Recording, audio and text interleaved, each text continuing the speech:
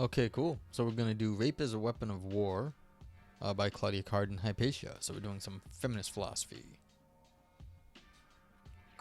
Cool. All right. So we don't read abstracts here because why would we want to know what's going on? All right. So as per usual, let me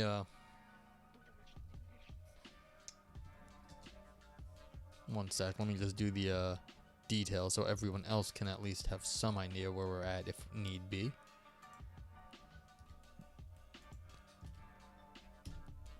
So if you want to get to this page here, you can always type !paper, and that link will also be in the show notes below, although it doesn't look like they have it. You'll have to do a, let's see, find it on Scholar. Not so easy to find. Well, Sci-Hub it is then. And of course, no one should ever use Sci-Hub. That is an illegal way to get around all the roadblocks of academic gatekeeping by the publishers. Anyway, so we're here. And we're going to read this paper. What do we got? 15 pages? Not so bad. Okay, so here we go.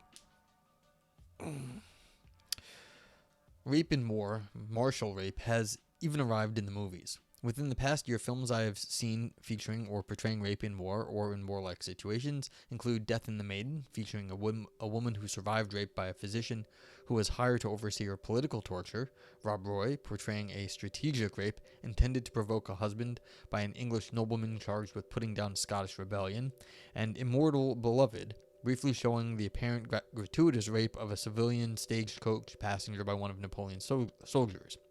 Closely related, I was just thinking Braveheart. Closely related is Braveheart, which presents imperial rape in The Right of the First Night, which licensed English nobles to rape Scottish commoner brides on their wedding night.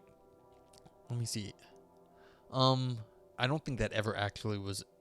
Apparently, Braveheart is the worst historical movie ever made, and it never actually occurred that this right was ever enforced. But anyway. Yes, what Aristotle said is absolutely correct. They're evil things that no one should ever go and check out. Ever. Okay, but yeah. And so, continuing with the paper, although this imperial rape was not officially an act of war, it has some of the same goals as martial rape, genetic imperialism, and a realignment of loyalties in future generations, which are made explicit in Braveheart. Each of these films displays a different aspect of martial rape. No one, to my knowledge, has yet portrayed mass rape in war.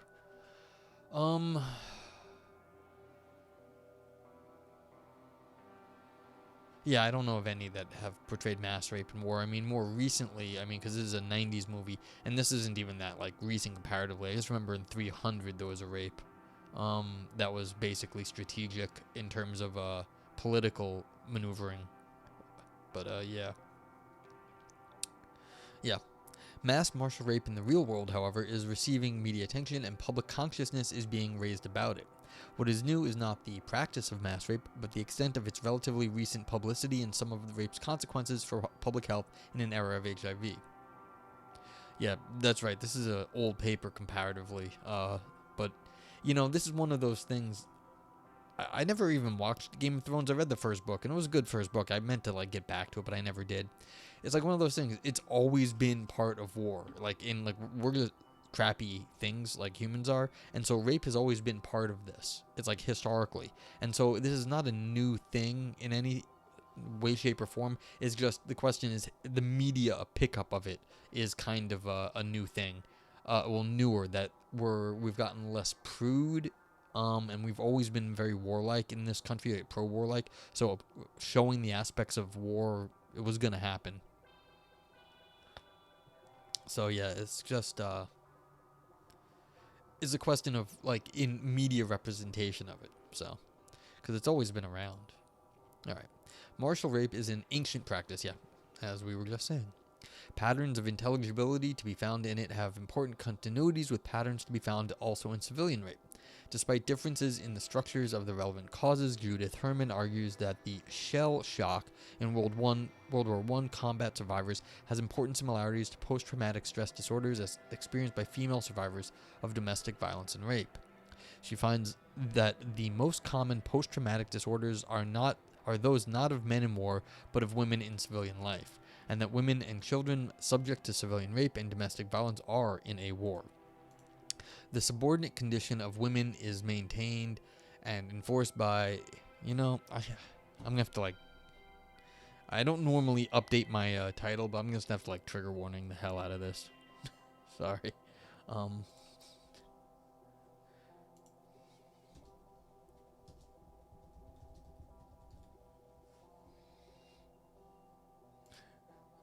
Yeah. Um, this is not friendly material, and I don't want anyone walking into this without at least some forewarning. So, but anyway, let's see. I was gonna say anything else now. Yeah. Yeah, we're okay. I don't have anything to say yet.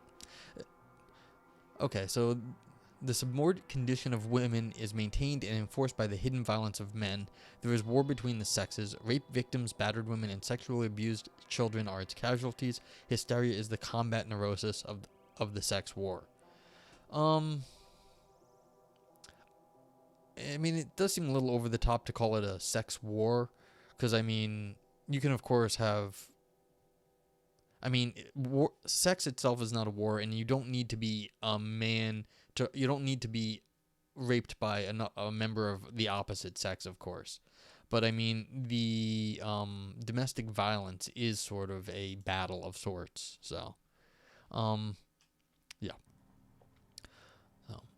Although my focus here is on martial rape as a weapon wielded by male soldiers on one country or national, political, or cultural group against typically unarmed female civilians of another, much of what I say can be applied also with certain modifications in so-called civilian contexts.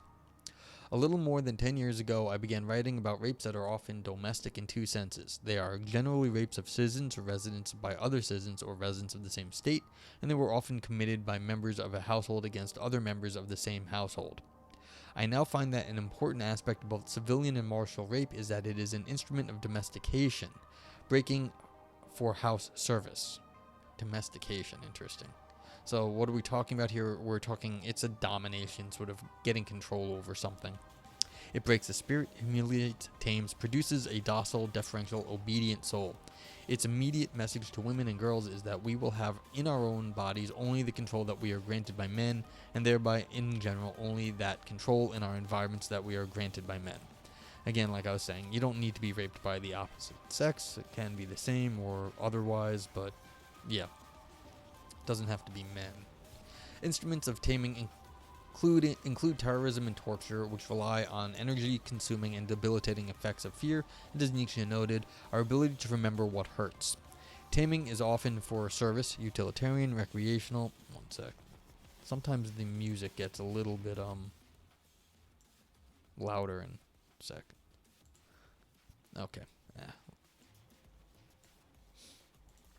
Taming is often for service, utilitarian, recreation, or both, which sets limits to terrorism and torture, and that taming carried too far may lead to leave an animal who is neither useful for much nor even entertaining. In the case of civilian rape, purposes commonly served include both utilitarian and recreational exploitation. Women and girls raped are often primary instruments of exploitation of other women and girls. As with other kinds of terrorism, rape as a practice often has two targets. One target may be throwaway or sacrificial victim who is used to send a message to others. The role of women who are raped and then murdered is like that of people who are murdered in a bombing. They are used to send a message to the second target, whose compliance with various demands and expectations is sought by the terrorist. I mean, you have to have something public about it. It seems like there's two things going on there. You've got the rape, which generally you're not doing, and maybe you're doing it in the town square, but that's not how I envision any of these things happening. But there's the public, there's a publicity that you are doing this willy-nilly without any consequence, and so there's some secondary thing going on here. It's not just the rape, but the advertisement that you're doing it. So okay, the ubiquitous threat of rape in war, like that of civilian rape, is a form of terrorism. The aim in war, however, may not be service, the aim generally served by civilian rape, but expulsion or dispersion. Expulsion and dispersion do not set limits to the extent and degree of terrorism and torture as the hope of future exploitation would do, because it does not matter to the terrorists whether those to be expelled or dispersed survive. Again, there are often two targets, sacrificial victims and others to whom their sacrifice is used to send a message. Martial rape domesticates not only the women survivors who were in its immediate victims, but also the men socially connected to them and the men who were socially connected to those who did not survive. Yeah, so this is like, if it's apparently what they want is to like scare the hell out of people. It looks like, though, if you really piss people off, though, then they don't care anymore. See, what's going on now in the world is that it's not just this is one of the problems, I think, in Ukraine, is that Russia bit off more than it could chew. They said they were going in to do one thing, but they really weren't. They were going in to, take over when they said they were going in to do a few things, and then they screwed them up, and so they couldn't maintain their propaganda or their narrative, get whatever it is. And so the question is, is the current situation actually one of to be expelled or dispersed? And I think that's kind of where things are going haywire out in Ukraine, is that the idea of, as this author is saying, is if you're going to be trying to control the people via rape, it's not just to control them, because like it's a little too harsh. You're trying to, as they said above, it's too, if you do too much torture, you lose the person, because they lose their minds. And that's what's happening, I think, here, is that, or at least in the contemporary situation, is that if you're going to like just do as you please and rape whoever you want, you're going to scare the hell out of the people and make them be expelled or run away, dispersed. There's nowhere for the Ukrainians to go. And so they're not being controlled by this, because there is no way out. So they've got their backs up against the wall, and basically that has turned them hardened. Like, when you get your backs up against the wall, you fight back. And this is just sort of like steeled the resolve, I think, at this point. And so this is sort of the calculus that was not done on the Russian side. If you're going to go and have these like terrible tactics, basically we're talking about rape as a weapon of war. It's a tactic at this point. This tactic is screwing up the is over the top, and it was excessive and has backfired in some sense. Aristotle says, even American soldiers are taught hearts and minds, which enforces that the soldiers are supposed to be representatives of their country and someone that gets civilians to prefer them to the home regime. Yeah, and see, that's the thing. If you are trying to set something up in terms of like a government, you can't conquer people that refuse to be conquered, because they'll just die instead. Then they're not conquered, then you've just made a mess of things. That's what's happening in Ukraine. And see, the hearts and minds, if you're going to do this sort of rape as a tactic, a weapon of war, you are not going to win any hearts and no minds. No hearts, no minds. And what you do is you could expel people, because they don't want to deal with the bullshit anymore, but you're not going to be able to take over the country. And that is part of the mistake on the Russians' part, it looks like, right now. Because, I mean, I'm not saying like this is a good tactic. I'm just saying historically it is a tactic. And this is, the author here kind of is outlining what the purpose of the tactic is. And it's not being used correctly in terms of what its effects are, if you are going to use it as a tactic. Okay, continuing. If there is one set of fundamental functions of rape, civilian or martial, it is to display, communicate, and produce or maintain dominance, which is both enjoyed for its own sake and used for such ulterior ends as exploitation, expulsion, dispersion, murder. Acts of forcible rape, like other instances of torture, communicate dominance by removing our control over what enters or impinges on our bodies. Rape is a cross-cultural language of male domination, that is, domination by males. It can also be domination of males. This is its symbolic social meaning. Civilian domination characteristically issues in exploitation for service, although some forms of even civilian rape, such as college fraternity party gang rapes, may be best understood as a kind of training for war. Aristotle says, obviously it's immoral, but if we even take the invader's stated purpose of martial rape having strategic function, it fails on that metric too.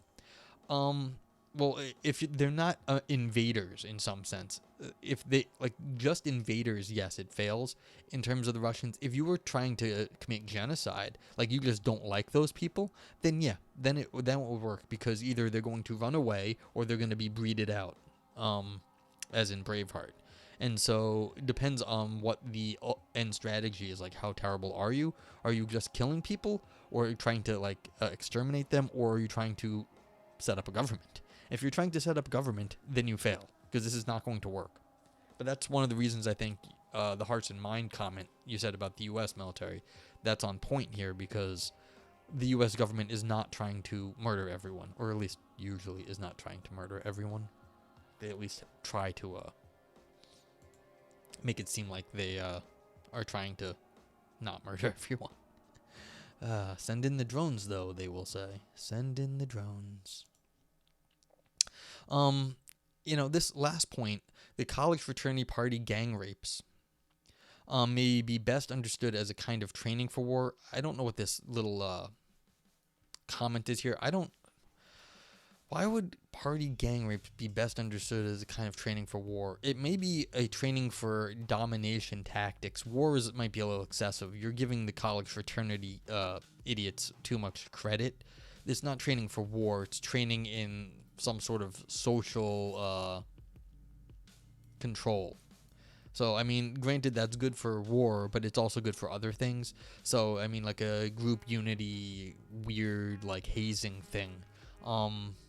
I wouldn't call that war training. I'd call that something else. But, I mean, there's definitely something to college fraternities and why groups of people in frats do certain things. And there's probably some good stuff to be figured out there. But that's beyond the scope. Okay. An aim of civilian rape is female heterosexual dependency and service. The rapes of some women send a message to others that they need protection. The ever-present threat of rape from childhood through old age produces a society of females who are generally oriented toward male service. Females animated by the hope of securing male protection as a reward for such service. Females who often feel bound to those they serve through misplaced gratitude for a protection that is mostly only a withholding of abuse. Aristotle says, yes, this is a very cognitive theory of rape, as though all rapes have a propositional intention at the root of the action. No doubt some are that way, but I think that's probably not the whole of rape. Yeah, I agree. This author has a sort of, if you're going to use it as a strategy, as a tactic, like rape as a tactic of war, not weapon of war, but it's a tactic here because it's not just like a gun. A gun is a weapon, but like it can be used in other places. But like they're calling it, this is a tactical analysis of rape. Like I feel like terrible. I can't do it. I was gonna write something on the screen because I kind of like that, but like so like what I was gonna write is. Oopsie.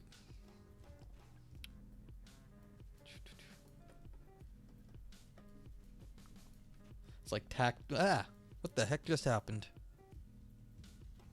Oh no, what did I do? Alright, close this. No. Open up again.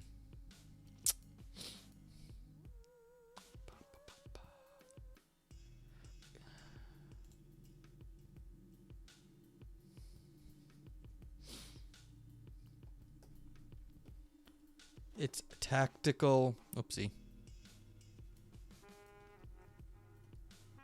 Abuse. I mean, that's what we got going on here.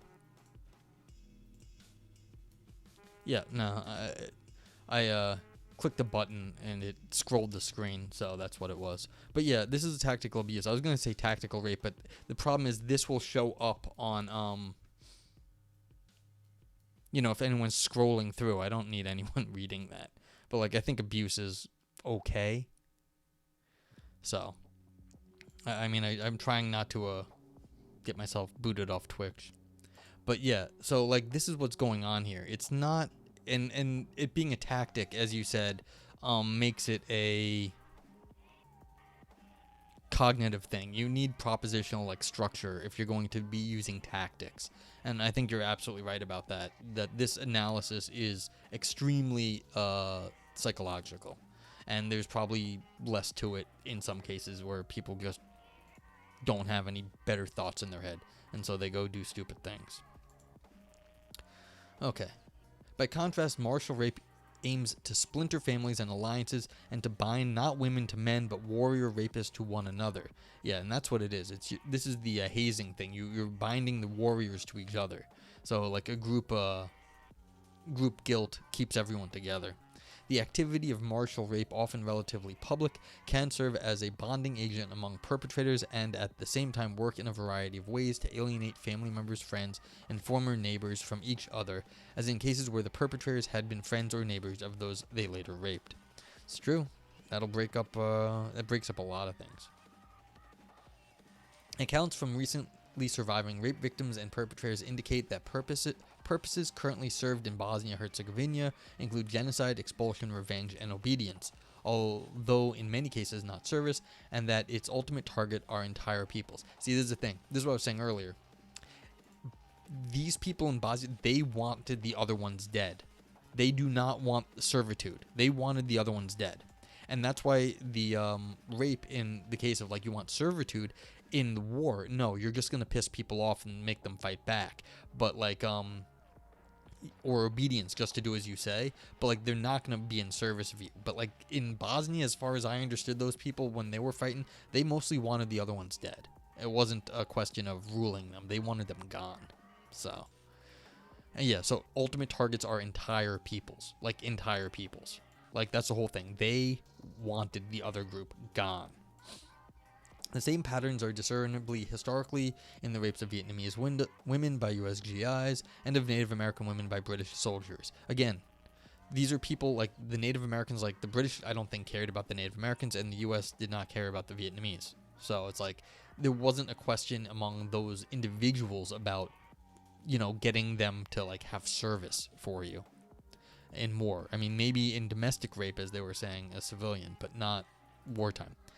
As forcible impregnation, martial rape can also be a tool of genetic imperialism, where the so-conceived child's social identity is determined by that of the biological father. Impregnation by martial rape can undermine family solidarity. Even if no pregnancy results, knowledge of the rape has been sufficient for many men in patriarchal societies to reject wives, mothers, and daughters, as was reported to have happened in many Bengali women raped by Pakistani soldiers in 1971. Ultimately, martial rape can undermine national, political, and cultural solidarity, changing the next generation's identity, confusing the loyalties of all victimized survivors. There is more than one way to commit genocide. One way is mass murder, killing individual members of a national, political, or cultural group. Another is to destroy a group's identity by decimating cultural and social bonds. Martial rape does both. Many women and girls are killed when rapists are finished with them. If survivors become pregnant or are known to be rape survivors, cultural, political, and national unity may be thrown into chaos. These have been among the apparently intended purposes of the mass rapes of women in Bosnia-Herzegovina, of Rwandan women by Hutu soldiers, of Vietnamese women by US GIs, of the systematic rapes of Bengali women by Pakistani soldiers in 1971, and earlier of Native American women by British soldiers. Yeah, see, the problem is, people know this, I think. And so this is why people do it. They know this works. Where genocide by cultural decimation is the principal aim, universal slaughter of captives is unnecessary. Instead of being slaughtered, captives may be enslaved or dispersed. Historically, women have often been thus enslaved for sexual service.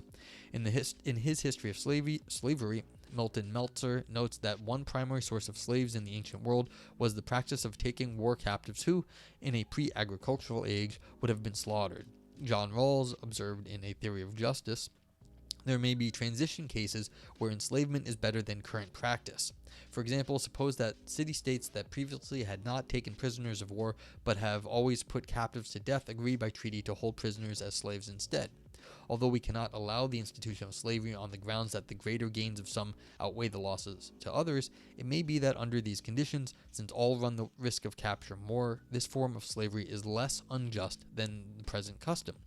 The arrangement seems an advance on established institutions if slaves are not treated too severely.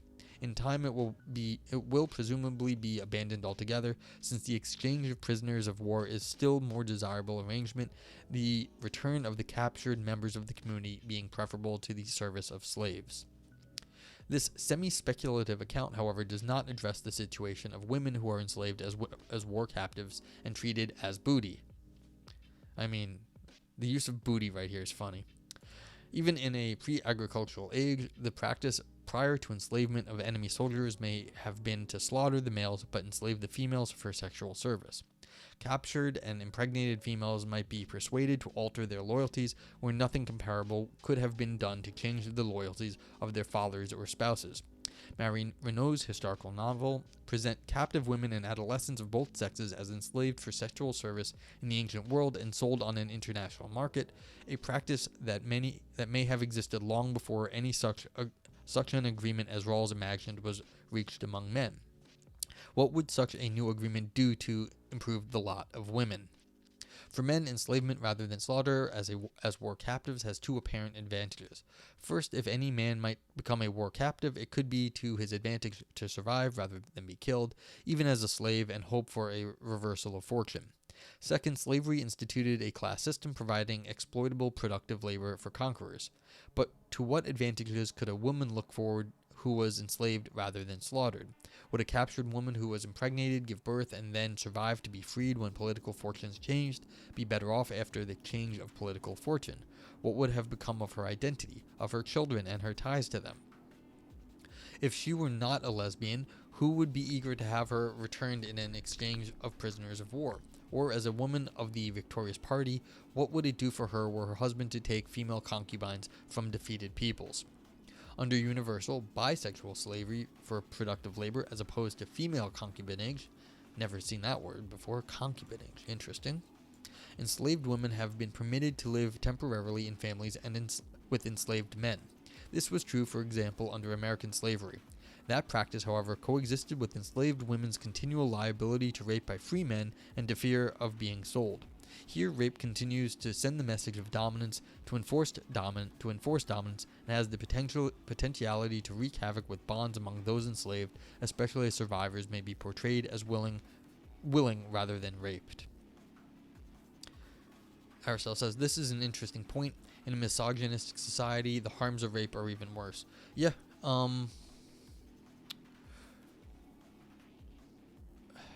depending on how society is set up, yeah, you're definitely gonna have different benefits among men and women. For if you lose in war, what happens to each person is usually the genders are different. So it's yeah, it's a good point. It's just historically things are not the same for men and women. So okay.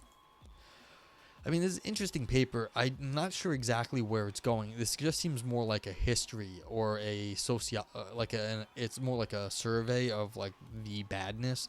I don't know if a whole lot of there hasn't been this is just going through the various things that can the tactics that can be used. It hasn't actually made a overall point, which is fine. It doesn't have to make a giant point here. It's just making its point that rape is a weapon of war through the example. So it's just a sort of it's an argument through just repeated just sort of hammering the point home. So there's not a lot of argumentation here. It's just one giant sort of argument that this is the case. Now, will the author have a further thing to say at the end? I don't know. But at the moment, they're just still sort of building up. This is just the roller coaster getting very high to say, all right, now this is how it is. But it's the drop. Okay. Although some women have been exploited as sexual slaves and others as sacrificial victims, enslavement and service have not been the apparent primary aims of the rapes of women in Bosnia-Herzegovina. Rather, the expulsion and dispersion of entire ethnic groups appears to be a primary aim of some perpetrators, and failing that, genocide by a combination of murder and forcible impregnation. The idea has not been to bind captive women to captors, but to destroy family and community bonds, humiliate and terrorize, ultimately to drive out and disperse entire peoples in ethnic cleansing, the current euphemism for genocide. Yeah, this is what I was saying. As I understand this, because the Bosnia-Herzegovina wars at that time were, that was a contemporary thing when this was written. I've dealt with people afterwards, and my sense of the conflict, I mean, if you want to call it that, was that they, like I said, they were not trying to do a traditional war. They were just trying to eradicate the other side, and by any means necessary in some sense. So I mean, the author is using it because it's a contemporary example, and so it's like nowadays, if we were to write about this, we'd of course talking about Ukraine and Russia, but again, the specific situation in Bosnia-Herzegovina is different than the overall point being made in the paper. And like, just as the Ukraine-Russia situation is, it's a complete mess for Russia at the moment, and Ukraine of course, but like, again, it's not exactly like, in some sense, the Ukraine-Russia one is a better example because the tactic is backfiring. In some sense, the Bosnia-Herzegovina one is not backfiring, it's just being used very narrowly to basically do ethnic cleansing or genocide, as you will. Okay, continuing. When I refer to the purposes of martial rape, I have in mind its strategic purposes, those appreciable at the level of authority and command. Individual rapists, those who carry out the strategy, may not intend those purposes or be moved by them, just as they may be ignorant of larger purposes served by various orders they implement. Well, I mean, this is always the case. The people at the bottom don't really understand what's going on. The people at the top do. They know that it's basically they're looking the other way for these sorts of assaults and crimes.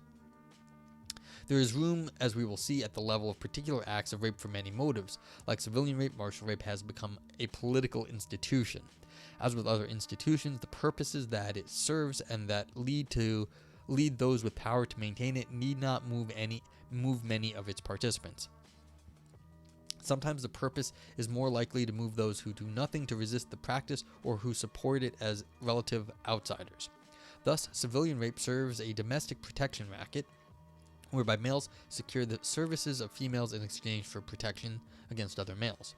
But this does not imply that men who rape intend to terrorize women into seeking male protection. They may or they may not. It may be more likely relative outsiders, judging that a raped woman was asking for it, who intend protectionism. Likewise, martial rape is a practice defined by unwritten rules, for example, the rules that only females are fair game, that age does not matter, that soldiers who rape enemy women are not to be reported for it, that anonymous publicity of it may be desirable.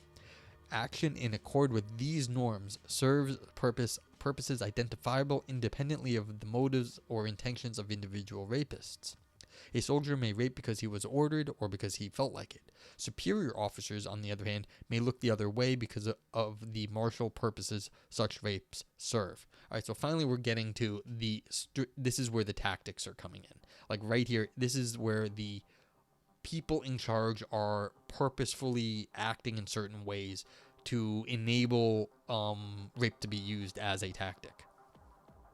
Like, this is what they were saying. You can look only females are fair game.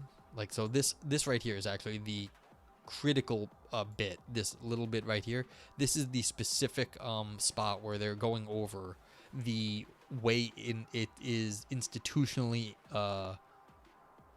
it's institutionally ingrained in war that you can have rape. Okay. Some women survivors in Bosnia-Herzegovina assume because those who raped them were previously neighbors from whom they could not imagine such brutality, that the soldiers must have been under orders.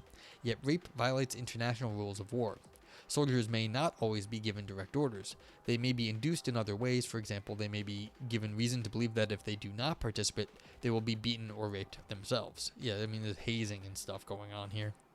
Some interviewed rapist captives gave other explanations. Borislav Herek from Sarajevo, who admits to raping and shooting 3 unarmed women, said that if he did not do it, his superiors would have sent him to the worst front line or to jail, and that they would have taken away the Muslim's house that they had given him.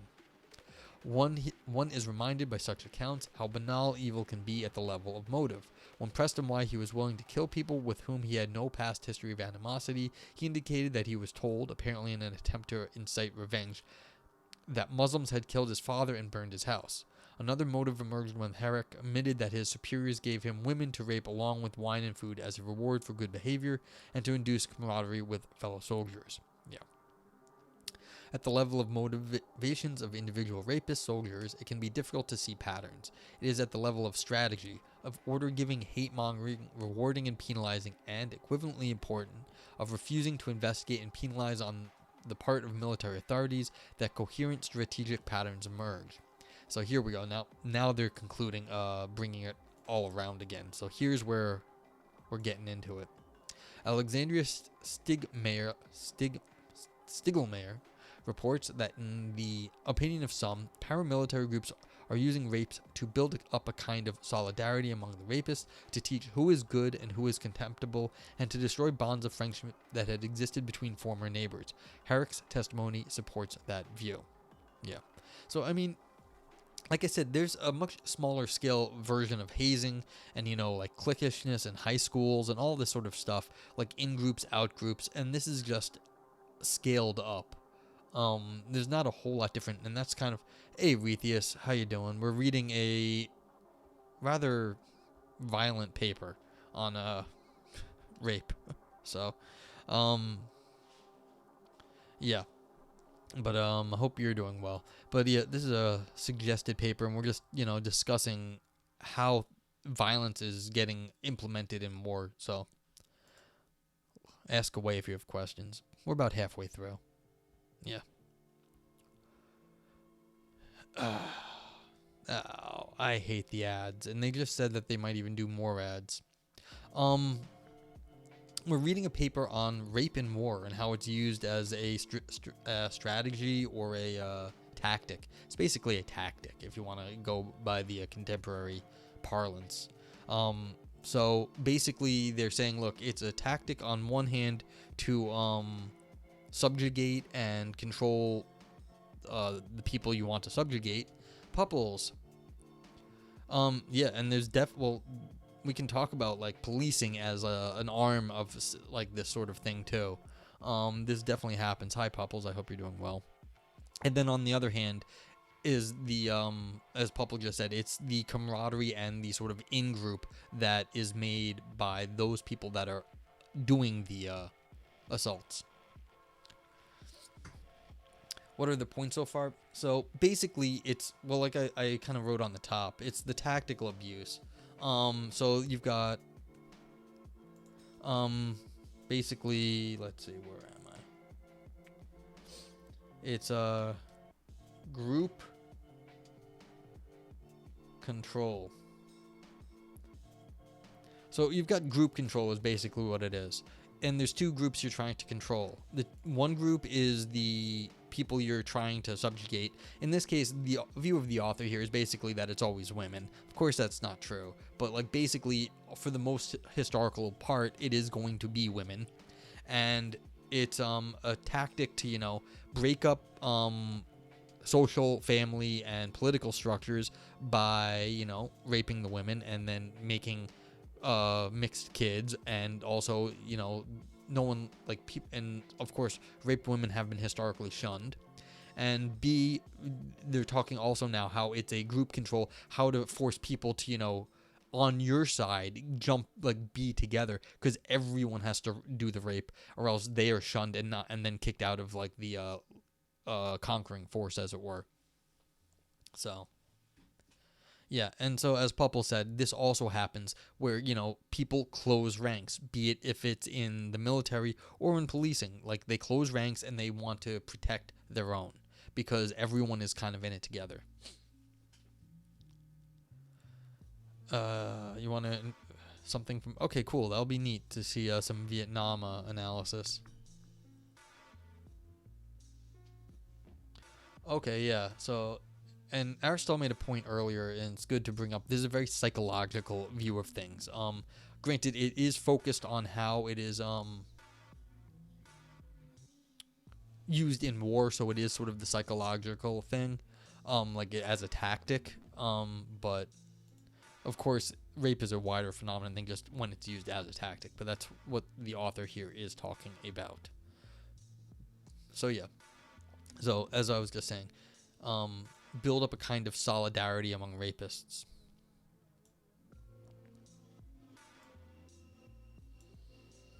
Let's see if I can grab this quick.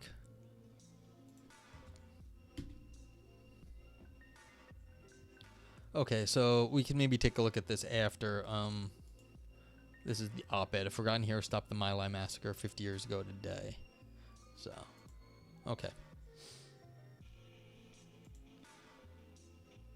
So, okay.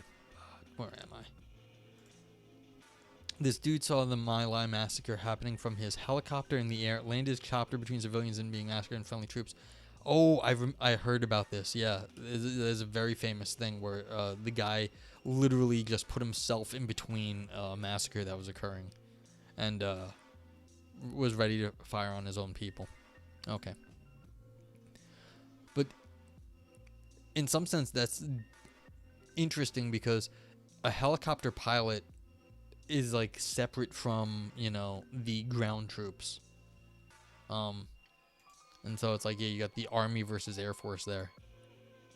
So, whatever. I don't know about that. We can take a look at that afterwards. Okay, a sense of purpose, continuing, but feel free to ask questions. Like I said, we're in the middle here, a little bit past the middle. A sense of purposes served by martial rape is a step towards developing strategies of resistance, but we must also ask why rape is used to achieve these purposes. Consider the aims to demoralize and disrupt bonds among those victimized and to create bonds among perpetrators. Many forms of terrorism or torture can achieve this. Why rape? Yeah, cool. Many forms of... Alright, so why rape? I have some ideas, but we'll see. See what the author says. Many forms of terrorism and torture are employed in war for such ends. Burning and looting residences, villages, cities, and destruction of domestic industries, for example. Nietzsche described the phenomena well, under the illusion that he was describing prehistoric practice in his characterization of the blonde beasts. Lions, according to Walter Kaufmann, who emerged from a disgusting procession of murder, arson, rape, and torture, exhilarated and undisturbed of soul as if it were of no more than a student's prank, convinced that they have provided the poets with a lot more material for song and praise. Of many forms of martial terrorism, rape in a patriarchal culture has a special potential to drive a wedge between family members and to carry the expression of the perpetrator's dominance into future generations. Okay, so I think there's more to be said here. It's not just, there is something to talk about, like what is the culture at the time that they're doing the rape in, because it makes a difference.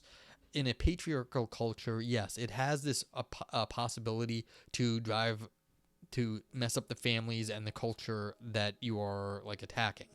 I think the other part of it is that people are, of course, told that rape is bad, and they know rape is bad, but when they get to do things that they were told are taboo, it is exciting. Like anything that's taboo can be exciting, like good or bad, whatever it is. And so there's something else to it. It's not just the patriarchal culture. It's that when you're at war, you're in like this carnival where the normal rules don't apply. And then in that sense, you get to do more things. And that is exciting when you get to do more things. And of course, it's dangerous as hell. But like, I think there's something more to just why is rape in particular used? Because it is so taboo. Like everyone knows it's bad. At least in recent times for us, everyone knows it's bad, and so there's more to it than just, well, it's effective. It's because people get a kick out of doing the taboo thing, and it's not it's special in that sort of sense too. Aristotle, the immorality is the point. Rethia says, my mindset is that invading army officers have a level of effort to stop troops from behaving like animals, and just let it go when they think it's a strategic tactical benefit. Yeah, but I think the author here completely agrees with you. They're saying that basically it's institutionalized, though. It's more than just a tactic. It's that they know they're doing it and they're using it as a weapon. Yeah, but So there's specific, like the whole machinery of, reporting things in the military is sort of skewed away from this sort of stuff because they know that they want to be able to do this at times. And so it's not just an officer getting away with it, it's that the system allows the officers to get away with it sometimes. So that's part of the problem. Institutional stuff. And, in the U.S., they've been grappling with recreation. Well, I agree with Popples. There's people that, they just want to fuck. And so then it's like, we'll go have the fun. But I think that's part of one of the things that the author is not talking about in this paper. They're talking about the psychology of it, and they're not talking about that people just like to fuck. And there's that's part of the things that, this author is not focusing on, and I don't know if it's hurting their argument, but it's definitely something that also is part of it. So, okay. So, this is what I was saying here, though. It's that there's more to it, as Pupple said, as I said, but the author is looking elsewhere. All right. Continuing. Yet many survivors today obtain abortions, according to Alexandra Sigelmeyer, writing about women and girls raped in Bosnia-Herzegovina. Women who become pregnant following a rape normally reject both the pregnancy and the children. Let them loose, drink, and fucking do. Yeah, they just like go. You remember, people in the military, at least in the U.S., they're 18, and 18-year-olds, for whatever else they are, they're not like, they're excitable. They've got hormones. It's I agree with you too, Rethius. I wasn't disagreeing with you. Sorry if I came off as I was. I'm just saying, yeah, so it's like, you gotta remember, these are 18-year-olds, and as Pupple said, they're gonna want to drink and fuck. That's something 18-year-olds are gonna want to do, like, a lot of. So, and you better believe their commanding officers know that. Yeah. As Aristotle says, we're discussing, not saying anything of this is good or excusing it. Yeah, it takes a long time to develop. We were reading a paper recently that said basically at 16 you're smart enough to think, but that doesn't mean that you're going to actually do it. And a lot of people, of course, rapists aren't all 18-year-olds. A lot of them are much older, so you can't really blame age on this one. Yeah, and that's right. That's part of the thing. It's the institutional problems, and officers don't prevent it. And that's because they're benefiting from it. I think for a lot of the reasons the author in this paper said is because they do like the dominance, and this plays into their dominance. Yeah, and I remember people complaining about first weight, like certain, I don't know enough about feminism, but they were complaining about like some aspect of certain areas of feminism, which were basically relying on men to like protect them. It's like, yeah, but that's playing into this sort of domination thing. I don't remember what that paper was. That was a while ago now. Okay. Women who become pregnant following a rape normally reject both the pregnancy and the children. She offers a chart with impressive statistics on abortion. According to a front-page report in the New York Times of more than 15,700 women and girls between the ages of 13 and 65 who were raped in Rwanda between April of 94 and April 10th of 95, more than 1,100 gave birth, but 5,200 had abortions, and many more pregnancies were untrackable. Many raped Rwandan women were reported to have abandoned newborns or killed themselves. Many reportedly named as their greatest fear in a region hit hard by AIDS infection with the HIV virus. Thus, genetic domination may be defeated more readily today. Why women are targeted today has more to do with above-mentioned cross-cultural symbolic meaning among men in patriarchies of rape as dominance not simply over women, but in war, even more importantly, over other men who are presumed to take pride in being protectors of women, and with the fact that women in patriarchies are such easy victims. Rape symbolizes who is dominant by forcibly, dramatically removing the most elementary controls anyone could be presumed to want, controls over one's intimate bodily contacts with others. By way of the rules of patriarchies, such contacts, however forced, can also have consequences for the future identities of survivors. Women who lack martial training are also an easy mark for those who would communicate the message of domination. Women in patriarchies are commonly unarmed and untrained for physical combat. Perpetrators need fear little direct reprisal. Where there is concern about reprisals, the only troublesome witness is easily eliminable. This suggests that the strategies of resistance would have women become armed and skilled in the use of weapons and in other methods of defense and self-defense, not only by martial arts and other civilian classes, perhaps funded by the state, but also by infiltration of the military at every level. Not only do females need to be able to call on skills when attacked, for which conventional military weapons may not be helpful, but the social meaning of female needs to be changed so that it no longer connotes victim. Aristotle says that's a really chilling point. The women are obviously objectified and raped when used as a means to pleasure, but they're even more objectified here because they have the added effect of affecting men. Yeah, well, this is part of the tactics, and so this is why it's the two-sided thing. You've got the tactics, the group control, as I sort of point out. This is all over the writing here. Yeah, it's the group control. What group is being controlled? It's the women, and then it's also the men on the other side that either failed to protect them or thought they should be protecting them, and then that is also the group that you were part of is now protecting you because you were part of that like rapist group. And so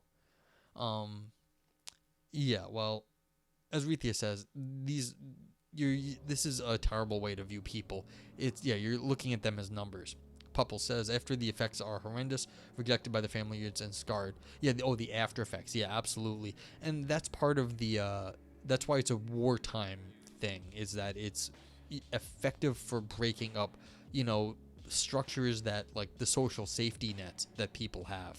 It really screws with them. And that's part of, why it's sort of terrorism, as they were saying earlier. It's a terroristic, act. So it's causing everything to break down because everyone's afraid now of each other. Okay. Perhaps females would do better to construct independent military organizations. At any rate, the long-range goal would be to terminate both domestic and international protection rackets and thereby change the symbolic meaning of rape at the same time as that of female. Claudia, hi, how you been? Yeah, I remember you from our stream. What up, Cardio? I hope you're doing well. Well, you're reading a rather violent paper about rape and war, so it's like trigger warnings abound. It's about group control and tactical abuse. Yeah. Okay. So yeah, feel free to ask if you got questions. I can go over sort of what the previous arguments were. A major long-range aim of resistance to martial rape. Yeah, this is one of these, like, well, it's topical at the moment because of what's going on in Ukraine. So it's no one's favorite topic, I think, or favorite things, but no one who counts favorite things. But it's good to hash out some of the details so you can understand what's going on nowadays and in the past.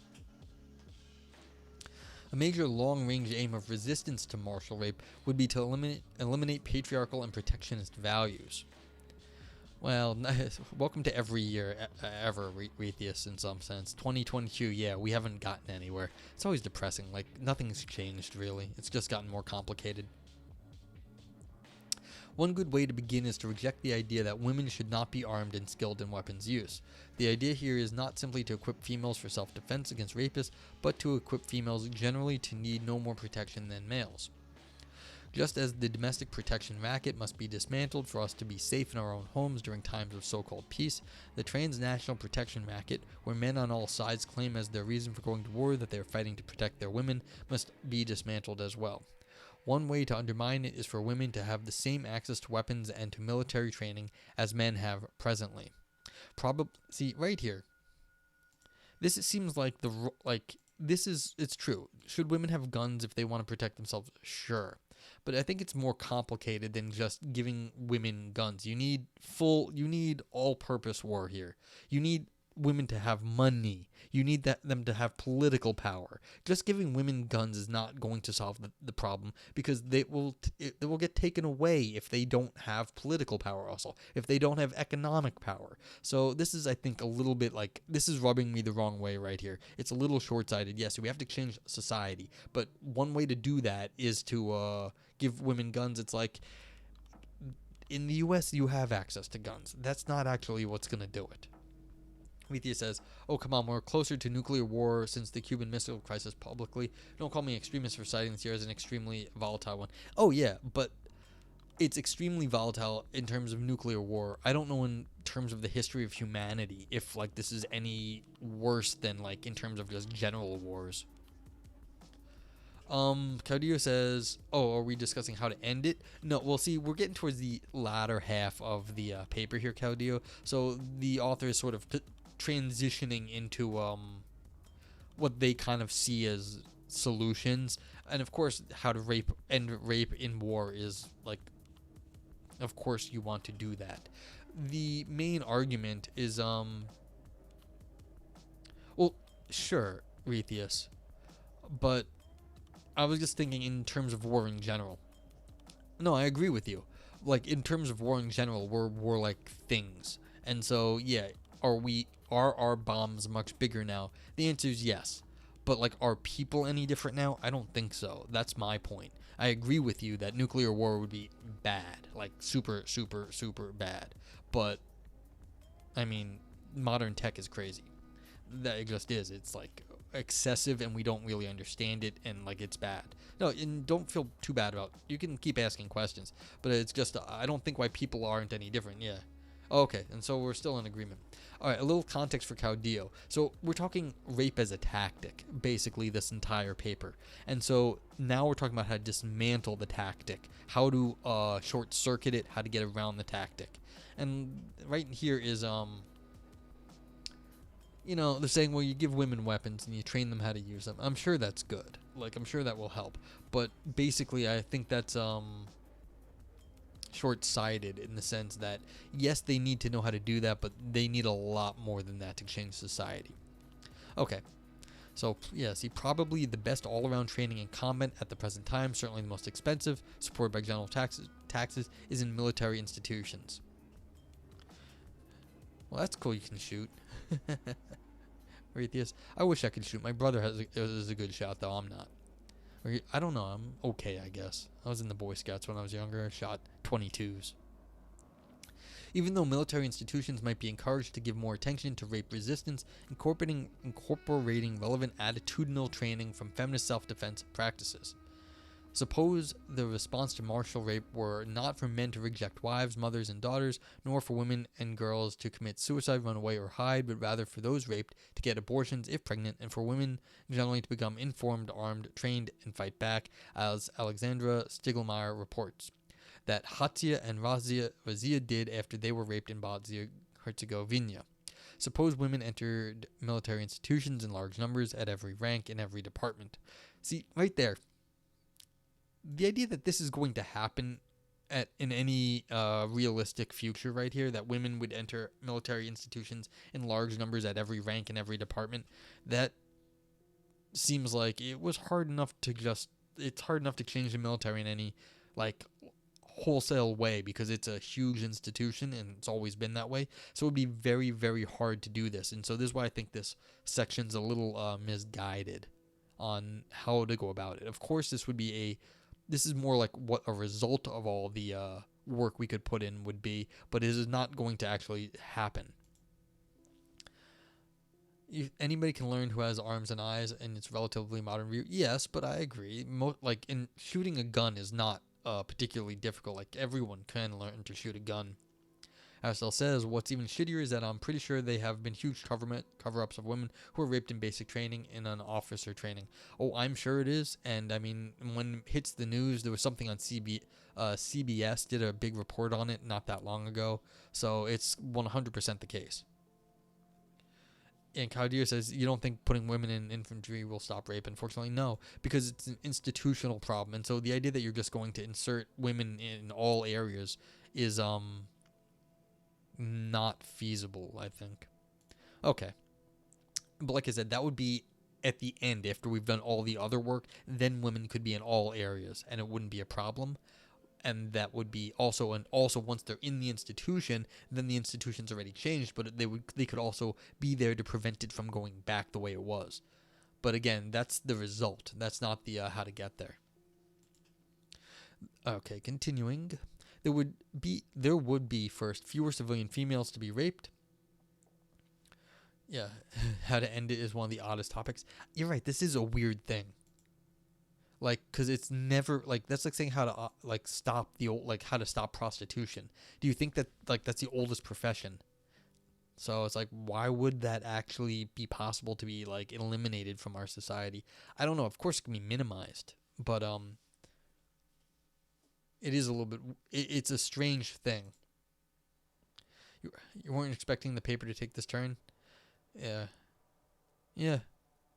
Uh, Obvious that rape and war is pervaded by war. Yeah, absolutely. All of these things. The war gets like the. You have to stop war, sure, but that won't stop the general tactic of using rape as a method of domination, of course. You have the solution. Robots. Ah, yes, of course, robots. Yeah, and less war would be good too. I don't know if having robots is any better. I mean, you could definitely have robots do very bad things to people. Yeah.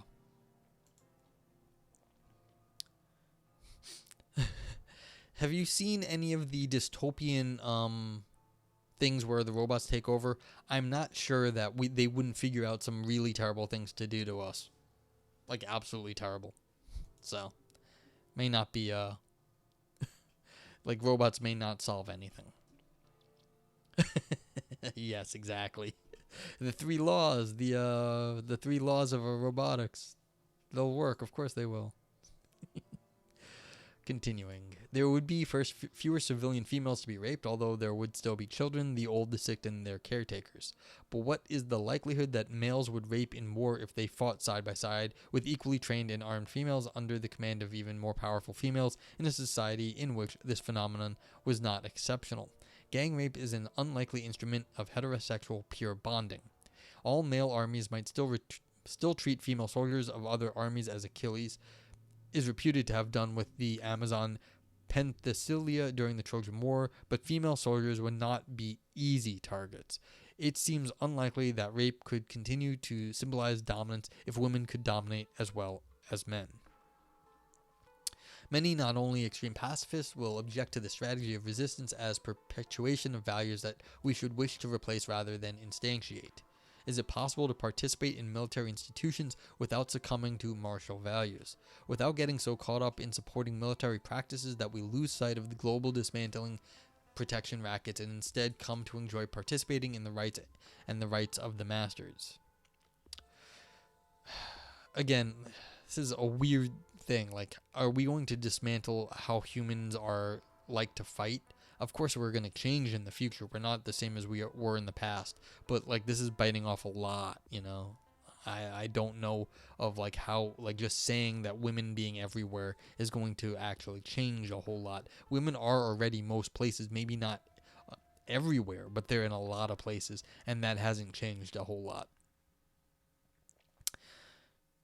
It may be possible to participate to a greater extent than most women in the United States do today in some military institutions without succumbing to indefensible values.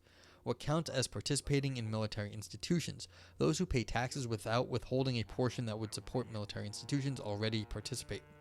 Yet one may feel ambivalent about that, regarding it as at best a questionably tolerable evil rather than something to be expanded. More important from a feminist point of view is the example of the women's self-defense movement. Since the 1970s, major cities throughout the U.S. have been sites of martial arts training of women by women for the purpose of both physical skill acquisition for self-defense and attitudinal change with respect to options of resistance involving uses of violence. Such relatively informal individual training for one-on-one encounters by acquaintances or civilians has been important in saving and transforming individual lives. Yet it puts only a small dent in the protection rackets in a world in which formally organized violence, such as war, is an ever-present possibility. We may need to be able to rely on each other in a more organized way than the women's self-defense movement has recognized so far, not simply on our individual raised consciousness and on our readiness to defend ourselves as lone individuals. If it makes good sense to be prepared to defend ourselves as individuals, why does it not also make sense to be prepared to defend ourselves as communities?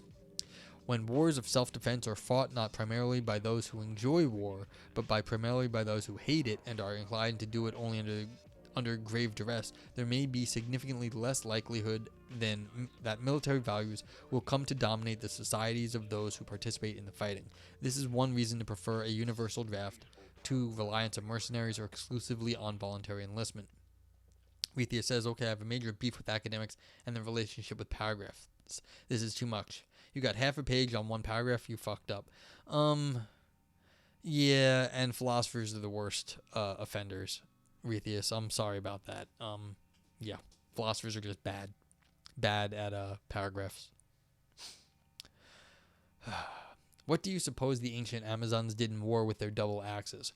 Why do you suppose male historians are so adamant and unanimous in their denial that Amazons referred to by ancient Greek historians and geographers ever existed?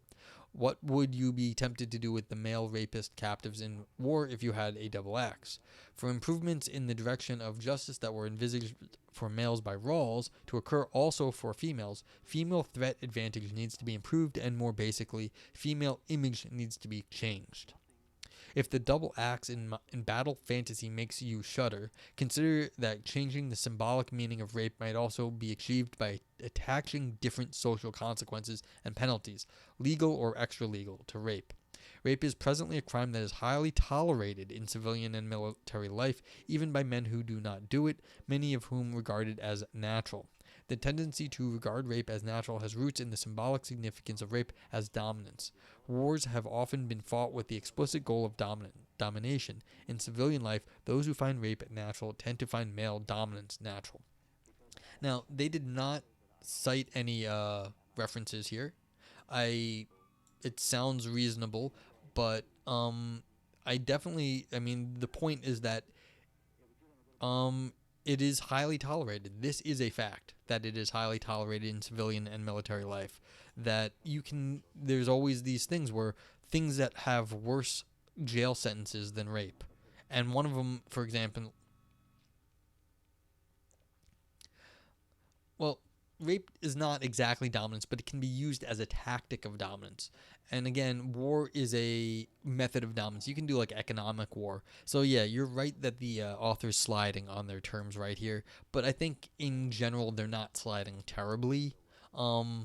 Because a lot of this is sort of the tactical focus. And in the tactical rapes, in this sense, is what they want. Now, but to your point, this is also what who was saying it earlier? Pupples was saying, and I think other people were saying also, that there's some sense where people regard rape as natural, as like they're doing it for other reasons, not for dominance, because, maybe they just want to fuck.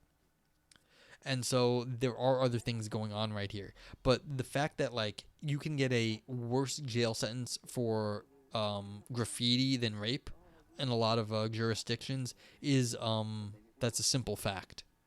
And so you have to wonder, why is graffiti like worse a worse crime than rape? So Pablo says, I think that less religious societies produce stronger and more resistant women. Like no Norwegian or Finnish women would be abused easily, in my opinion. Yeah, I don't know what the numbers are, of course, for the Scandinavians, but religion has been part of the control systems of people, and so it gets abused. Religion gets abused, and I agree with what you're saying, because religion will get abused for this exact purpose, because, some religions definitely have, they hold the pristine woman as like their ideal, and once they're raped, that gets lost, and that's a way to control, society through that sort of thing. So religion is definitely part of it. And it's interesting that it didn't get a huge amount of play in this paper because we're almost done, and it didn't get talked about a whole lot. I mean, they talked about patriarchal societies, but not historical, social, and religious institutions as much. And I bet if this paper wasn't written in the 90s, it would have been mentioned because of, we've heard a lot more about, the Catholic Church raping people in the last 20 years than you actually heard in the 90s. So, okay. The penalty instituted by men for martial rape has often been death, a penalty almost never carried out where there has been no murder unless there is a racist reason, and then the rape charge may be purely inflammatory. Instituting death for rape is a sure way to guarantee that the penalty will not be inflicted unless there is another reason, such as racism. I doubt that women would be more willing than men to apply the death penalty. Even where the penalty is imprisonment, rapists are seldom convicted. It could be advantageous to have a penalty that communicated that rape is unnatural and that its reward is not power. A penalty that did this so dramatically that it would be effective even if inflicted on a relatively few but well publicized perpetrators. I have a fantasy of such a penalty made possible by medieval technology. Although only a fantasy, it is serious, not frivolous. It is not, however, serious in the sense that I would urge its legal enactment under present circumstances. I would not wish to trust a patriarchal state with power to inflict it, nor would I support setting the kind of precedent in a patriarchal state that my fantasized penalty would set. But that is moot, because a patriarchal state would not inflict this penalty in any case. My fantasy is serious in the sense that being able to regret the inadvisability of carrying it out under present circumstances may be an important step forward attitudinally and may serve as a catalyst for the envisaging of more practical fantasies.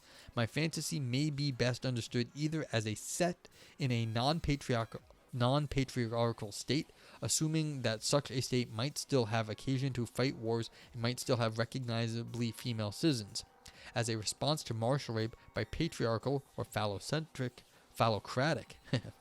never seen that before, enemies, or as a fantasy of feminist guerrilla warriors within a still patriarchal or phallocratic state. It might be expensive, although appropriately funded research could reduce the expense. Expense almost never deters the development of effective military weapons, and imprisonment is an expensive domestic penalty, although that does not keep states from continuing to expand its use. My fantasy penalty is what, for lack of a better term, I will call compulsory transsexual surgery. Well, that was not what I was expecting to come up. Compulsory transsexual surgery, that is, removal of the penis and testicles and construction of a vaginal-like canal accompanied by whatever hormone treatments may be advisable for the sake of only bodily health. I do not have in mind transgender training, such as sometimes accompanies currently voluntary applications for transsexual surgery.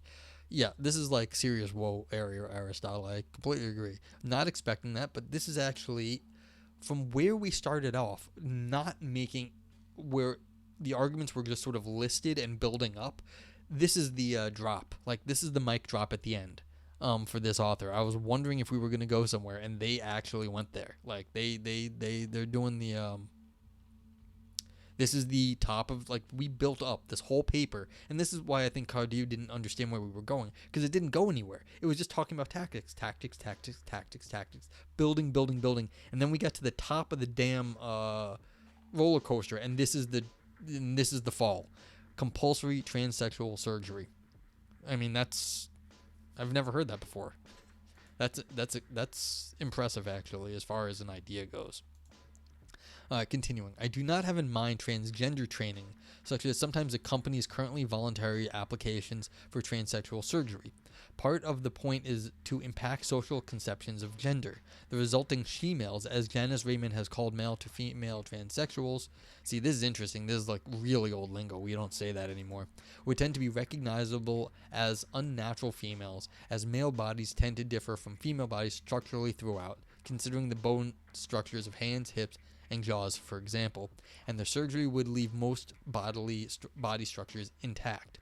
Where recognition was not easy, we might devise ways of distinguishing she-males from natural females in certain contexts. There might be reasons to segregate them in prisons, for example, and all female organizations might have reason to want to exclude them.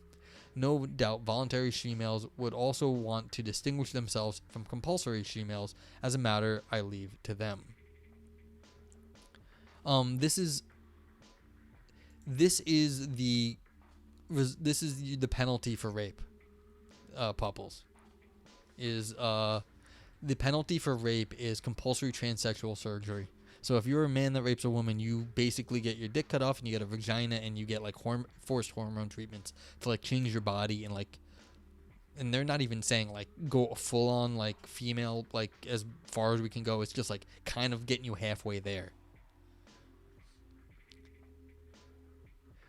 Yeah, that's basically, it's forced. That's right, Claudia. They are compulsory transsexual surgery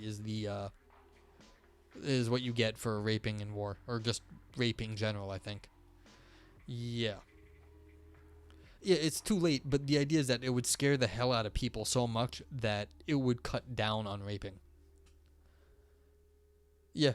Well, that's the idea, is that if the author said earlier, I don't know if you caught it, that basically it's to scare the hell out of people. The fact you only have to do it a few times, and then anyone else getting caught doing it, like no one would even risk getting caught doing it. Yeah, this is way beyond Clockwork Orange. Like this author put some thought into this one. Like this is a significant sort of extreme. So yeah. See, what I thought they were going to do was castration. They're saying they're not even going to bother with that. So this is what we're saying now. You don't think it would work? Okay, well, they think it would work. I mean, you can tell me why you don't think it would work. An eye for an eye, a dick for a dick? Yeah, kind of. But, like, this is, like, you're getting surgery plus hormone treatment. This is, yeah. So this is beyond just, like, poking out an eye. This is, like, even more. Very expensive, yeah, but the author said, you know what? The expense when it comes to these sort of things, when people want to spend the money, they do. So that's fair. Aristotle says, and note, it is a threat most in misogynistic societies. In a non-misogynistic society, transitioning, I don't think, would not be as big of a threat. It's true. If we were okay with, like, transsexuals and like women and men and like all, it wasn't like a misogynist society, it wouldn't be a big deal. This is basically trying to undermine the social structures. Claudia says, and I think that people they did it would probably just kill people for their dominance instead of rape. Yeah, but I mean this is to prevent rape, not to prevent murder. Yeah, so. I mean, I agree with you, Claudio, but like this is to prevent rape, not murder. So. Yeah, but I mean, speeding in traffic is not on the same class of things as raping another person. So.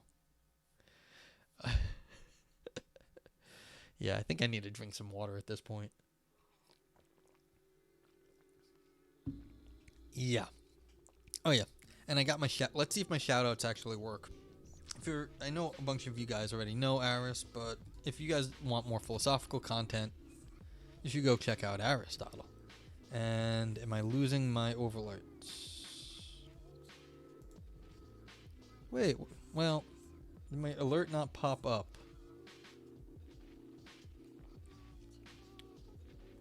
Huh, I don't know. Well, you can go click on the link. Let me just... this is... Who is this? This is a lady named, I assume a lady. Author is Claudia Card. You can and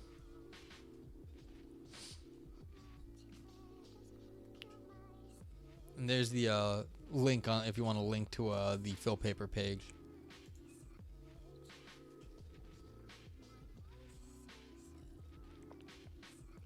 I don't know anything about her. Oh no, people will definitely take death. I can see why death wouldn't do it. Like, if the penalty for rape is death, people would say, all right, fine, you got me, just get it over with. You want the fear of living in, like, fear of having to live in a different life after you did it, to get really to really scare them. Okay, castration is an old feminist fantasy penalty for rape. In that fantasy, castration has been thought a more dramatic piece of surgery than it often is, as in Freud's castration complex fantasies and in the case of the Amazons and their double axes. Castration for sterilization need remove only the testes. That is not enough for present purposes. It would prevent impregnation, but not rape nor the spread of sexually transmitted diseases. The message of domination is communicated not only by the ability to impregnate, but by the ability to penetrate forcibly. Penis removal would not, of course, prevent rape with other phallic physical instruments, but it would attack the primary symbol of male dominance, which is what suggests the use of such other weapons, with which a rapist or potential rapist is most likely to identify intimately. What needs to go is the phallus. Claudia says, I'm not opposed to castration, but I think you would just turn a rapist into a killer if they weren't already. Maybe, but again, the point is also for this author to have something that would scare the people from, like, the people on the edge that think they might want to do it, say, look, it's not worth it, to prevent them from doing it anyway. The ones that are really crazy like that they just turn into murderers, you're not really going to stop them. I think that's kind of like the conceit here, is you're not stopping someone that's just completely insane. You might stop someone that's somewhat on the edge, like to cut down on rapes. It's deterrence and to change society. Because if people had to live like this, then it would be part of society would have to change too. So it's deterrence and societal change.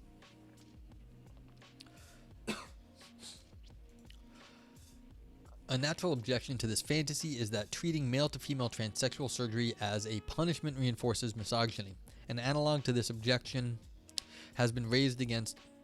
Pupple says it is an interesting reverse act of terror. Let's dress them in drag too. Oh yeah, I think that's exactly it. It's like it's trying to reverse the terror. That's a good way to put it.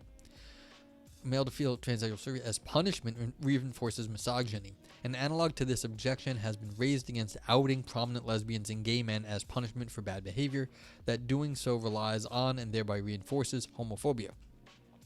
The intention of the transsexual surgery would be partly and temporarily to deter potential rapists, primarily by appealing to their fear of being perceived as female, but more importantly, it would be to combat the current symbolic meaning of rape as dominance, to combat rape as a symbol of power over females, although through females over other males. And this is the society one here, to combat rape as a symbol of power. If the symbolic meaning of rape were changed, there would be less to fear about being perceived as female. The primary aim would be to combat the symbolic meaning of rape and thereby to eliminate the impulse on the part of those with power to rely on rape as a weapon of war at the level of strategic planning. I envisage this penalty not as a substitute for, but as a supplement to such penalties as court-martial and imprisonment, which would be needed for deterrence and prevention in certain kinds of cases anyway, a matter to which I will return. This goes against a lot of stuff, Caudillo. It might also be objected that transsexual surgery is mutilation and thus violates a valuable prohibition against cruel and inhumane punishment. There we go. Author caught up with you.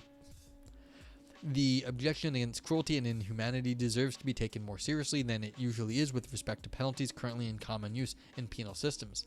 I doubt that transsexual surgery would be worse. In keeping with respect for humanity, however, my fantasized surgery would be carried out under appropriate anesthesia in sanitary conditions by appropriately qualified medical personnel and would transform the offender into a reasonably healthy but unnatural female. This might be viewed as an extension and reversal of a strategy that men already use to encourage rape. Apparently, they do not regard it as inhumane. And this is the reversal that someone said a minute or two ago. Interviews such as those published by Alexandra Stiglmeyer illustrate how, at present, male soldiers are goaded into raping females by threats from other males of being treated like or regarded as females. It works. The military has used this strategy for centuries without going all the way surgically. Radical theologian and philosopher Mary Daly quotes David Halberstam on former U.S. President Lyndon Baines Johnson as saying of all members of his administration who was becoming a dove on Vietnam, hell has to squat to piss. Why not attach the threat or promise of being regarded as female and treated like a female, not to failing to rape, but to doing it, or ordering it done, or tolerating it being done? I envisage the infliction of this penalty in wartime, but it might be natural to extend it to civilian rapists. Further, I imagine the penalty inflicted not necessarily on the individual soldier rapist who may have been coerced, but on those directly or indirectly responsible for the choice and on those who tolerate it by choosing not to exercise their power to investigate reports. Pupple says, I can't wait until this movie comes out. It will make The Handmaid's Tale look softcore. Yeah, that would be kind of cool, like to have this sort of counter to it. Although, what was it? I didn't see the show, but it was a show where it sort of reversed the white-black race issue in the United States. Instead of the whites, having blacks as slaves in the U.S., it was the other way around. I don't remember if it did well, but like it was some sort of I don't remember what it was, but like it was an interesting sort of concept that like the whole racial dynamic was reversed.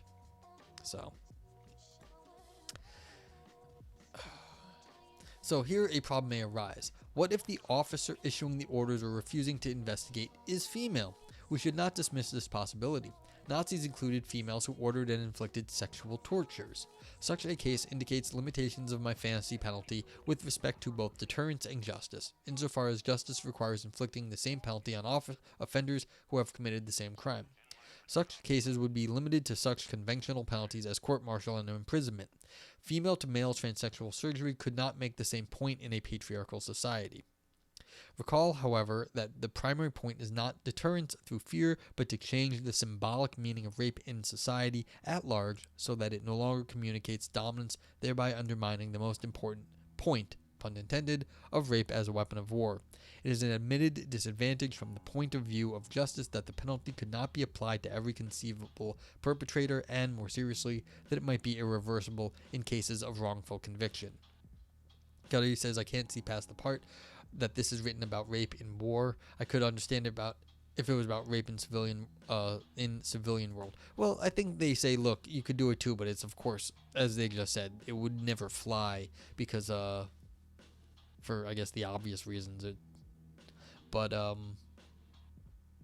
why not war? I mean, what's so different about the war one? They're saying you do it to whoever is perpetrating it, not like maybe at the individual level, but whoever's letting it go, like the commander who ordered the rapes.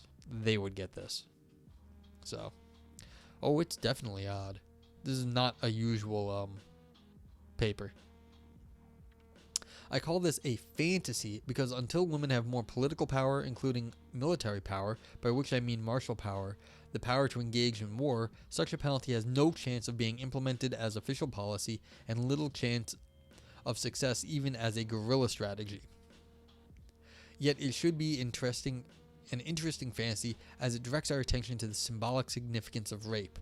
It suggests a different strategy for responding to rape than the strategy of focusing on our attention on individual males who are so inclined and trying to simply prevent or deter them from acting on that inclination. Instead of taking such inclinations as givens, my fantasy suggests a process of the social reconstruction of male inclinations regarding females as an indirect consequence of the surgical reconstruction of a few bodies of male perpetrators in the context of societies where females are vulnerable to rape, either by male neighbors or by males from other societies. This fantasy penalty of compulsory transsexual surgery is less important than the general idea that the symbolic significance of rape needs to be changed from domination to something else to undermine men's spontaneous inclinations to use it as a weapon. Hopefully, those who dislike this fantasy will propose better ones towards that end. Aristotle says, this makes me wonder what the replies have been like. I think everyone can be completely on board for the first 1 or 2 pages, and by the end, wow. Claudia says, I feel like it's Like it's asking like the devil to be kinder or something. I think someone said it's nuanced and that's how I feel. Okay. Here's what I think just happened. This author knows exactly what they are doing. There were comments I made earlier that like clearly you need to change society before any of these things are happening. The whole paper's like, this has been a setup. We got set up. And this is why, as Aristotle was saying, this has got a lot of this is like really well written as far as philosophy goes, because we got set up hardcore. The author knew that what they were saying earlier didn't quite add up. And this is why they were coming down to this fantasy to set us up in terms of argumentative structure. They were talking about tactics. Yes, everyone agrees that it's going to be used as a tactic. But then they gave some ridiculous first pass at we have to have women in the military. That doesn't do anything to society. It's like, oh yes, we should do that. But this was all set up like, okay, but what would actually change society at a fundamental level if we had this most crazy idea possible to do it? And we all got played, basically, really well. Yeah, mind bomb. And this is why it's more nuanced. As Claudia says, we're like, this is clearly not a nuanced take. Nope, it's meant to bop us over the head. And that's what they're doing here. You're getting bopped on the head. And it's an impressive bit of philosophical writing for that matter. And it's like this. Oh, Aris, I hear you talking all the time about how rape is the worst immoral action there is. Doesn't that then merit an equally radical reaction? And she's asking Aris to put money where your mouth is. Yeah. And so this is exactly what they did. This was a very clever setup for what they wanted to do. It's like, how do you change society at the fundamental level? Is, well, if you want to give, and this is why you were saying it's a conceptual, Aristotle was saying how it's a conceptual analysis. Well, that's because they were setting up this mind fuck at the other end. And so, yeah. Compulsory transsexual surgery. Like, well, fuck. Not expecting that. Would it stop rape and more? I think it would change the institutions, Caudillo. If officers were afraid that this is what was going to happen to them, I think they'd be less likely to look the other way. I think it's a terrible idea, but would it scare some people enough that if they were on the fence to avoid it, I think it might be scary enough. Especially if it happened a few times and the results were horrific. Yeah, I can see this as being scary to people.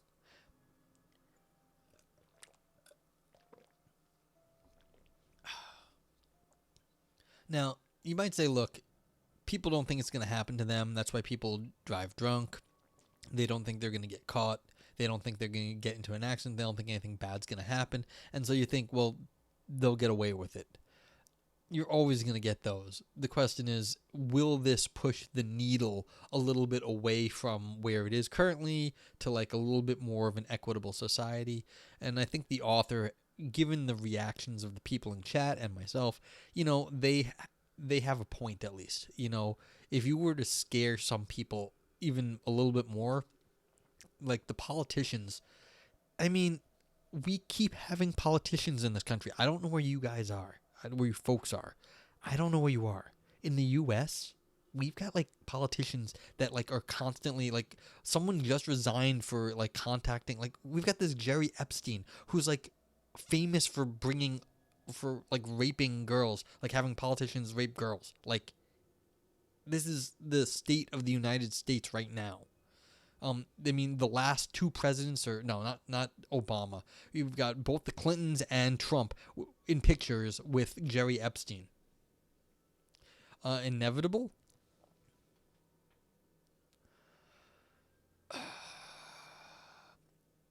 Depends, no, it's not inevitable. Depends on what kind of war we're talking about. It's going to be inevitable sometimes, though. Like, in the current situation in Ukraine, it was going to be inevitable there. Yeah, because you've got like untrained people in the Russian army coming in and told they can do whatever they want. Um, I don't care about Biden's mannerisms about around young girls. Like that's fine. Like I don't care about like a little bit. Like there's much worse things than having weird mannerisms around kids. I mean, you can just go look up the but you can go literally find records of like Bill Clinton and like Donald Trump with Jeffrey Epstein. Like you don't find that with Biden, as far as I know. So like you can just literally do 1 degree of separation. Yeah, I don't think you want your daughter around any of your politicians. That's fair, but like I don't really care like about Biden in this scheme here, just because he acts a little funky sometimes, and you know, it's easy to take like a few clips out of context. It's very easy to do that. So like I don't want to like just because rich people take pictures with each other, and so the idea that that one person took a picture with Jeffrey Epstein, not a big deal. Like it doesn't matter, but like these guys aren't even the problem. We have people that are resigning from office right now. Someone like you can look up is current news. Some guy just resigned from office for texting with someone like attempting to get him underage sex. It was a senator from Midwest somewhere. Like it's literally in the news this week in the United States. Again, smelling little girls' hair is weird. It is not illegal. Like it's just strange, but it's like I don't want to talk about that because we don't need to talk about that. We have actual people that have actually done the thing, and they have to resign their from office because of it. So it's like you're trying to I don't like reading into it too much on that stuff. But yeah, so the question is, would that scare the politicians if they were going to have to go undergo massive surgery to look different, to act different, be completely different than they were? I bet that would scare the hell out of them if like one politician had to do that. Like yeah, one of these people got caught and they were compulsory transsexual surgery. Would that scare some people? I think so. Yeah. And what sort of society would have that as a, even on the books, even if it never gets used? And I think that's one of the other things I think the author wants us to think about here is how would that, could we, what kind of the Chinese, I don't, again, you could blame lots of people for stuff. I don't know if the Chinese I don't think would go for this either. I mean, they're authoritarian and stuff, but I don't think they'd go for it.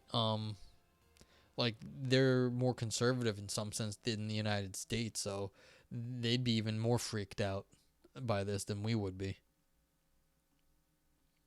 Anyway, do you have like other comments? Like the kind of society that would like think this is even to have on the books would have to be excessive. And that's why what you're saying is what kind of fantasy TV show could you make a world in which this is the sort of thing? Yeah, no problem, Iris. I'm happy to yeah, why is my shout out? I'm gonna try something. Alright, I'm trying to get my shout outs to work. Why is this not showing up?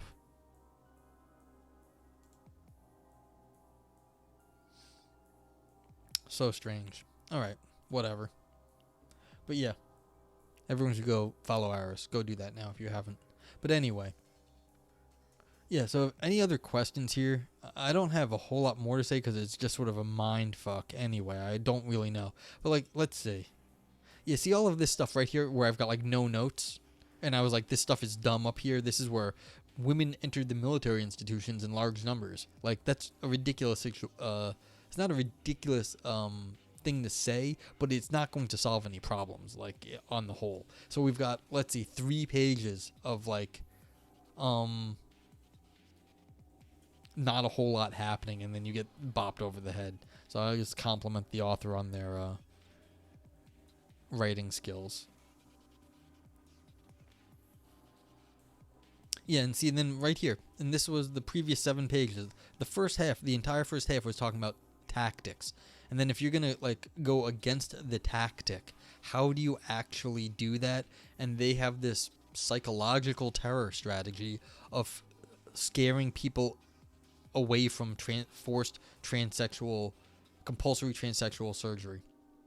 So is the psychological and legal threat big enough to actually work? I don't know. Because I mean, you guys have a point when you say you don't think it would actually work. It might not. I mean, it might just be like the death penalty, which does not show to have enough of a like people are not afraid of the death penalty, and so it doesn't actually stop anybody from doing anything. I'd have to think about that. Like is scaring people, like giving them not fear of God, but fear of compulsory transsexual surgery, enough to really change people's minds about things, or people's behaviors, I guess we're just trying to change here, not really minds. The minds would come later, I guess. Aristotle says, I have no idea whether it would work, but we'd need an international enforcement power, and that'd be tough on its own. Yeah, to do it in war, like, do you want to really give the UN, like, a hospital wing where they do transsexual surgeries?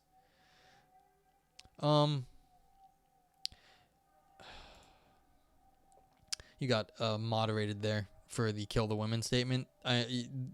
Yeah, they would probably, but that wouldn't stop the compulsory transsexual surgery, because that would probably be seen as worse than the murder.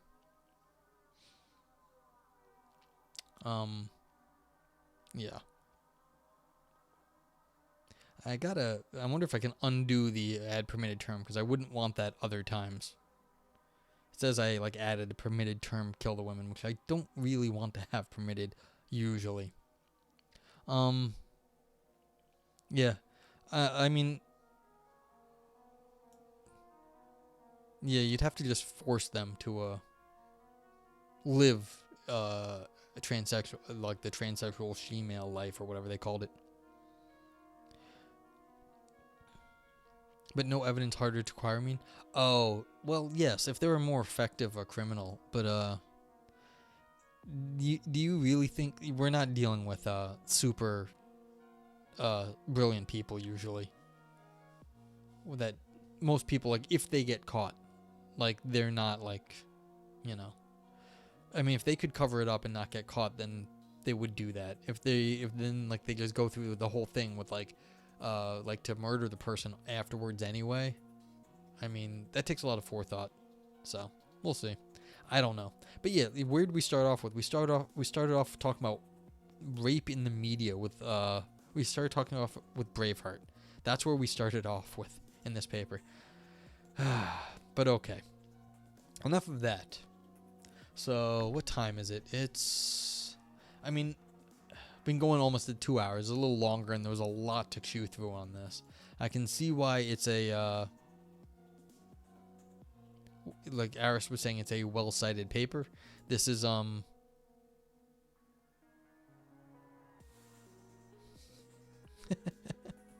yeah, see, social strategies are suggested for responding and a concluding fantasy offered, not entirely social, of a strategy to change the meanings of rape to undermine its use as a martial weapon. See, it seems so nice up here. Like, oh, we're just going to give some like nice little fantasy idea.